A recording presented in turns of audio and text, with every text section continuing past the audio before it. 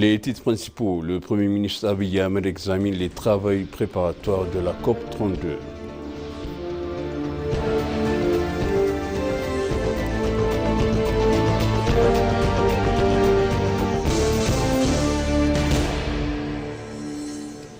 L'Éthiopie et les États-Unis renforcent leur partenariat dans le secteur de transport et de mines.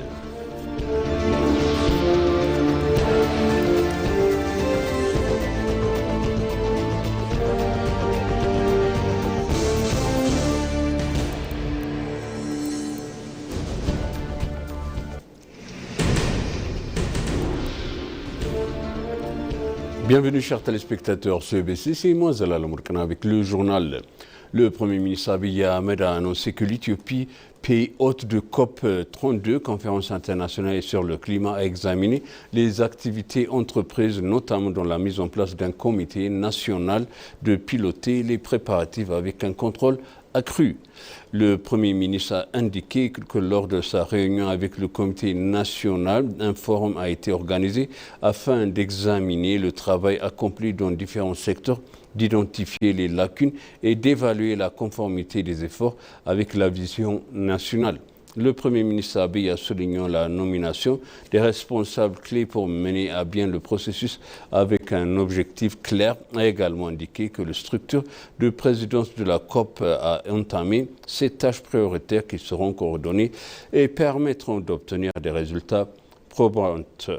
Le Premier ministre a exprimé qu'au-delà de cet examen, une orientation commune pour l'avenir a été définie lors du forum.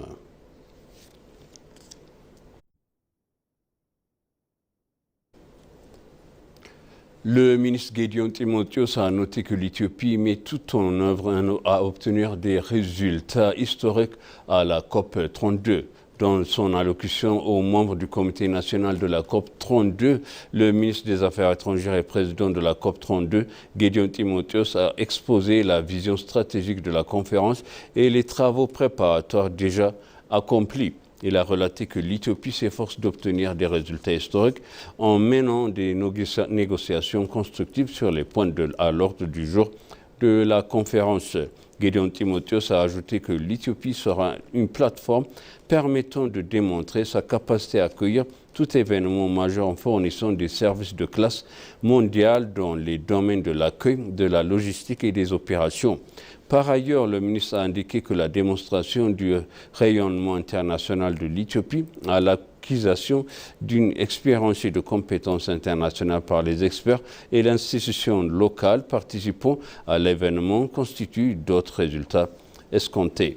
Le ministre a souligné que la COP 32 renforcera le rôle de l'Éthiopie dans la diplomatie climatique et lui permettra de réaliser des progrès significatifs sur les plans diplomatiques et économiques.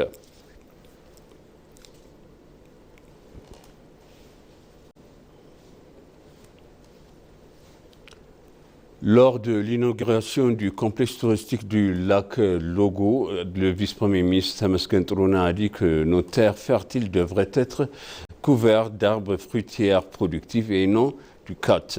Dans son discours, le vice-premier ministre a expliqué que ce projet est le fruit de l'idée d'aimer qu'il résulte des ressources et des efforts collectifs de l'Éthiopie.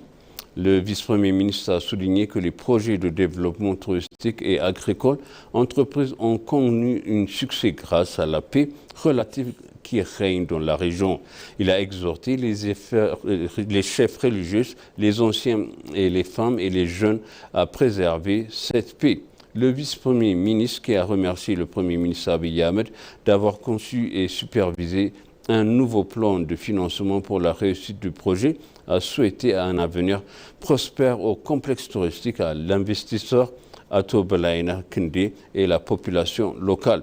Il convient de rappeler que lors de la proposition du complexe touristique du lac Logo, le Premier ministre Abiy Ahmed avait insisté sur le fait que la région devrait être cultivée en fruits et du légumes.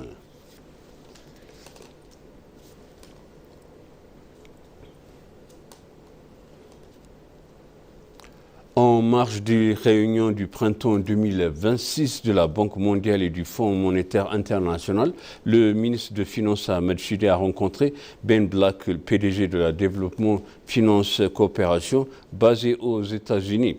La réunion a porté sur le renforcement du partenariat stratégique entre l'Éthiopie et la DFC et de plus particulièrement sur l'expansion de la coopération dans le secteur du transport et des mines.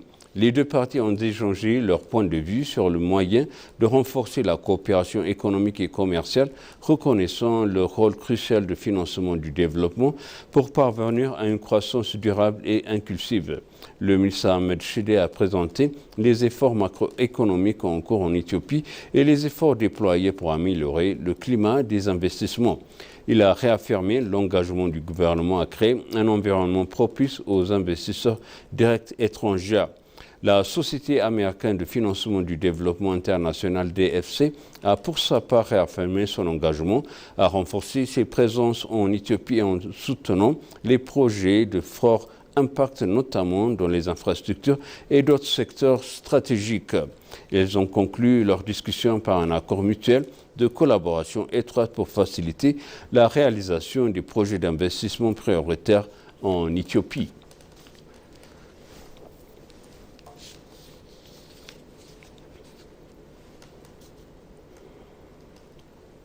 La Commission électorale nationale d'Éthiopie a annoncé la mise en disposition de temps d'antenne gratuite pour les candidats du secteur privé inscrits aux 7e élection générale. Le président de la Commission, Melaatwork Haïlou, a déclaré que la Commission menait diverses activités préélectorales afin de garantir le bon déroulement du scrutin.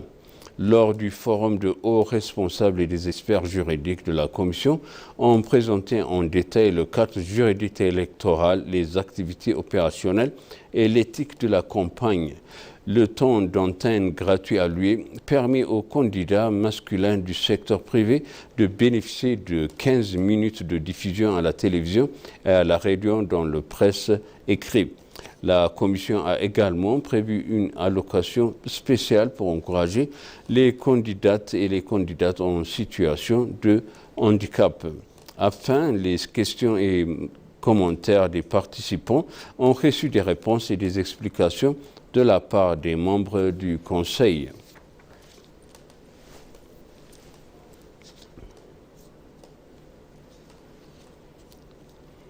Et pour conclure, le journal, le ministre de Finances Ahmed Shide a appelé à un financement rapide de corridors routiers régionaux essentiels lors de la 28e réunion ministérielle de l'initiative pour la Corne de l'Afrique, tenue en marge des réunions du printemps de la Banque mondiale et du Fonds monétaire international FMI. Ils ont souligné que des investissements rapides dans le corridor économique sont essentiels pour faciliter le commerce, accroître la compétitivité et créer des emplois dans la région. La réunion a examiné les progrès réalisés sur 4 corridors prioritaires couvrant plus de 9100 km et dotés d'un plan d'investissement de 3,8 milliards de dollars américains. Il a également été noté que le préparateur au développement ont mobilisé 2,7 milliards de dollars américains pour le développement du corridor depuis 2019. Des décisions ont donc porté sur l'augmentation des investissements et la mise en œuvre d'une nouvelle solution de financement afin d'accélérer la réalisation du projet.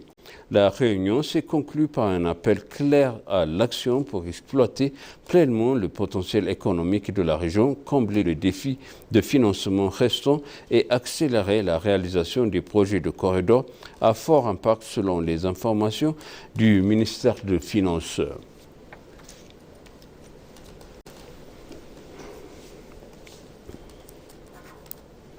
Et maintenant, je répète les titres principaux. Le Premier ministre Abiy Ahmed examine les travaux préparatoires de la COP 32.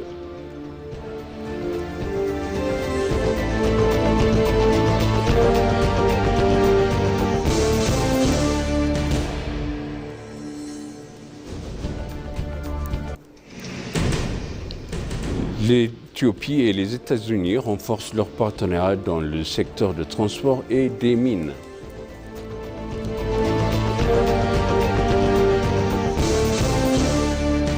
Chers téléspectateurs, s'achève le journal. C'était moi, Zalala Mourkana avec vous et je vous souhaite une bonne suite de programme et bon week-end.